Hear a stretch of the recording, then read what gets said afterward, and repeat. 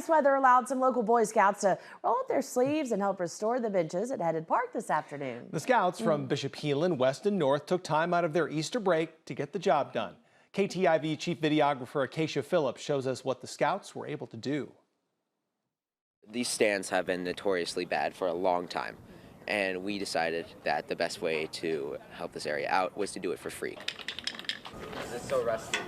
I am a Life Scout, which is the one just below Eagle. I'm trying to get to an Eagle Scout spot, and that's why I'm doing this project. This is kind of the end of their scouting careers, the Eagle Scout project. Eagle Scout is the highest rank you can get in Boy Scouts, and it's a very stressful process to do it. It's one of the biggest parts of becoming an Eagle Scout. They have to decide on a project that will serve the greater community and make things better. It's gonna dry and it's gonna look the same. A lighter color.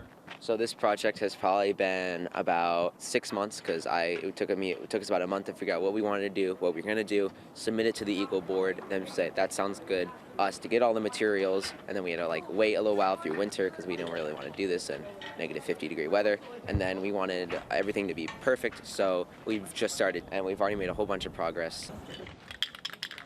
This is a project that he's been thinking about. Our family's big into baseball. I used to play baseball here, and my brother still plays baseball here, and I want future generations and future kids to be able to play on these fields and have fun.